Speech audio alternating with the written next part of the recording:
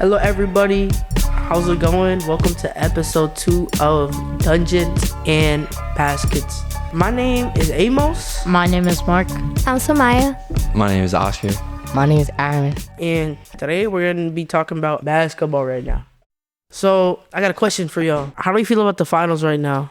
Good. The Knicks are going to win it all. Nah, I'm Team Spurs, to be honest. What? Yeah. Oh. How do you feel, Mark? I mean, it's like controversial. I don't know. But for example, the Knicks, like everyone in New York wants them to win because they haven't like been in the finals for like 20 years, I think. I don't know. Like usually people say like the Spurs are the slight favorites because of Wemby. So like he might carry the team and actually win, but it's like a coin flip. It's like 50-50.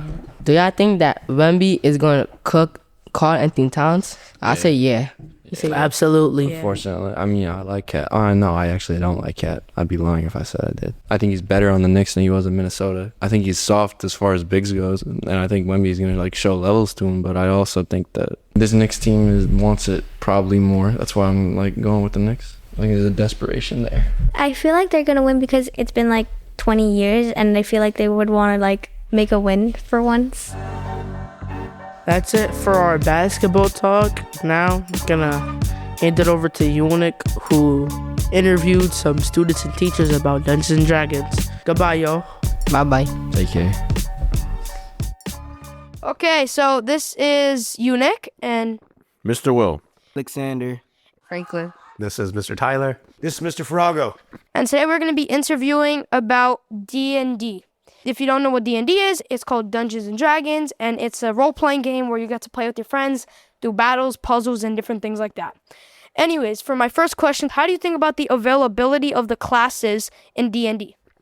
I love them. There's a lot of versatility and diversity. I love the fact that we have elves, dwarves, orcs, goblins, dragons, druids/wizards. It's really fun. I love it so much. Nice. If you don't know what like druids or things, there are these classes that you can make in the game to create your own special character with powers. Some of them are good, but some of them are kind of hidden. You need to really like upgrade those. Like what are some examples of classes and what would you do to change them? For say, Paladin. What does Paladin do and what would you change it for? Paladin is essentially light magic, but you have to do the correct thing or like the nicer thing every time. And I just removed the second rule.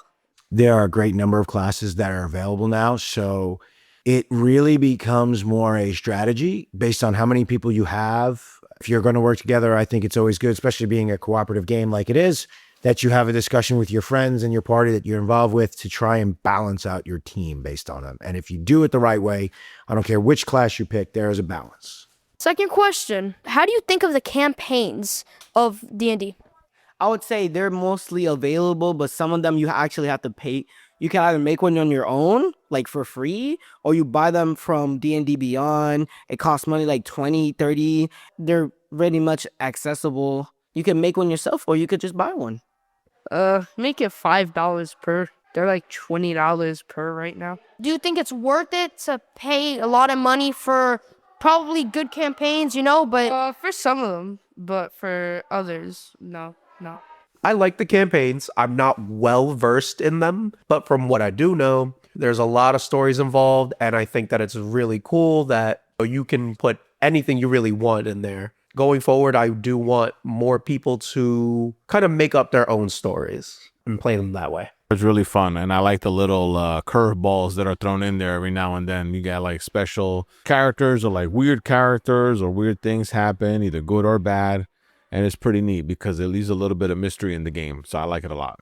Campaigns are cool now. With technology being what it is, you can have campaigns run in person or you can have them run online. So it used to be there was no calling in, there was no alternative, but now you can all be in the comfort of your own home and still play a game together. And because they are available digitally or in print, it makes it really fun. So if you want to be in person and you want to sit there and have a couch co-op is the term, you can. If you can't make it together today, it makes it much more flexible. And the settings themselves are pretty cool because it's much more expansive than, say, one or two stories that used to exist. There are far, far many stories now. Thank you. And one more question to ask you today. Do you like D&D? If you do, why? And if you don't, why? When I was younger, I used to play Warhammer, which is very similar. Both of them were tabletop games. It makes me miss the tabletop version of the game. I used to like it when you actually used to roll dice, actually move your pieces and stuff like that on a board. It was fun. But either way, this is still cool. The digital age, this is all about now. I like it because it's a strategy game. You actually have to think about what you're making, what decisions you have to take. You have to really focus and understand how your character works. Like certain skills work more effective or ineffective against certain monsters. D&D is a very good game. I just say I hate permadeath.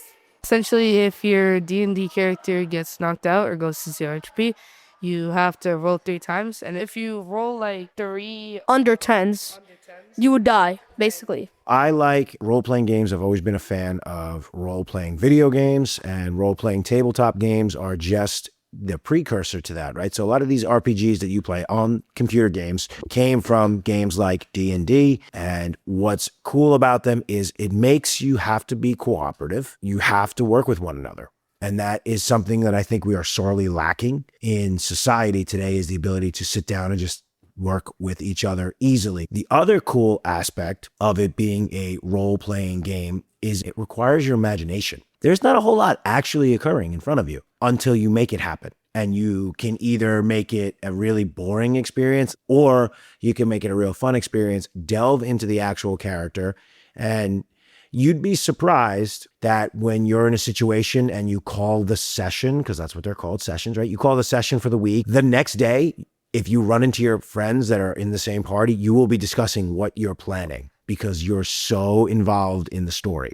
If you really want to get something out of it, just like anything else in life, you have to put something into it. Well, this is Unique questions about D&D interview. And thank you for listening.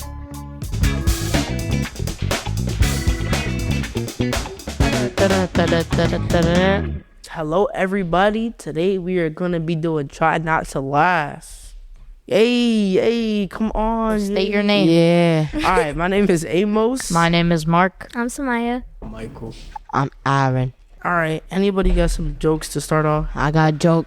Why did the chicken cross the road? Why? To get to the other side. You wanna go, Amos? You got that. Yeah, I got one. What is a skeleton's favorite snack? Spare ribs. Mark, you got one, bro? Why was the math look so sad? Why? Because I had so many problems. Now, Mr. Shaw, come tell some jokes, bro. Come tell some jokes. Come on, you got the best jokes, right?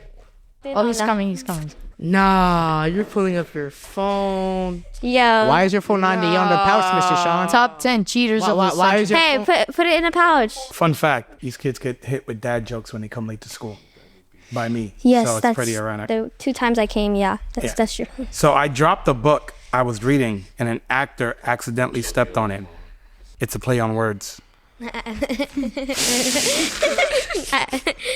Yo. What do you call an angry carrot or a celery stalk? What? A steamed veggie. A friend of mine fell into a coal pit. Don't worry, he only suffered minor injuries. Minor injuries. What do you call a tube that went to college? What? A graduated cylinder. That joke, bro. That's a That knee joke. slapper. That's a knee slapper.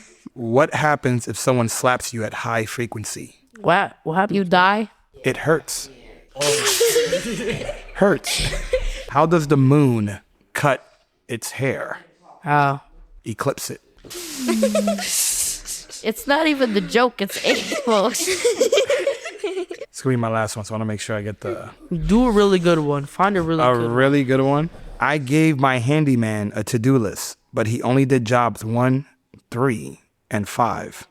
Turns out he only does odd jobs. Wow. Wait, so what about 7, 9, 11, 13? Yeah. That was Shout Out to Laugh. Now we're going to pass it on to Michael, who interviewed boys and girls from the basketball team. Hey guys, it's me, Michael. Hello, it's Mason, center for the PSA3 Bulldogs. Hello, my name is Alexander. It's my point guard. And I'm Samaya. And today we're going to be interviewing to see what it's like on the basketball team. So, first question on the list, what is it like to be on the team? It's great to be on the team. You know, it's like you have another family, another class along beside you. You make a lot of great memories. this year. Had so much fun, and I'm definitely coming back next year. Feels good. Like practicing, it's kind of a hard practice. Feels great. Knows that I could compete with the best, and yeah. It's really fun and enjoyable because the girls are really respectful and really supportive. Second question, why did you join the team? Like, what inspired you? I always grew up a lot around sports, and one of those sports has been basketball. There's a lot of basketball stuff just in the school. You know, like no matter where you go, you can't escape basketball. So My uncle inspired me to join the team because he has a lot of trophies of basketball, and my brother too. Just a love for the game. My dad used to play basketball, so now I want to play basketball and I want to be the best player ever. My dad was the one who inspired me. I've been playing basketball since like the 3rd or the 4th grade. How do you act towards your opponents during games? as a Bulldog, you are supposed to not celebrate when you get a bucket or when you do something good on the court, because you have to be mature. And at the end of the day, you just can't react to your opponents, and you just have to keep it pushing, keep moving forward. You're aggressive, very competitive, and just play the game. I'm respectful, but not, if we're being honest. But I am really supportive of my opponents, and I give them equal support that I do of my team. I just don't really cheer for them, but I give them the same hope for them to win as my team. So How does your team cooperate? Our team cooperates pretty well. I would say, we all have to move together because basketball is a team sport. There's 5 players on the court at once, and each player has to be doing their role as a team in order to play a good game. We cooperate well, just sometimes, each game isn't the best. Do you feel any tension when you have control of the ball? Yes, I'm very nervous, but next year I'll probably be better. the main reason that I lose the ball is because I feel eyes on me. Because, for example, if you're watching a basketball game of any type, you're going to watch mainly the person with the ball. So, anytime I feel the whole, gym's eyes on me, so, I mainly lose the ball because I don't like attention like that. What do you guys do when you lose or win a game?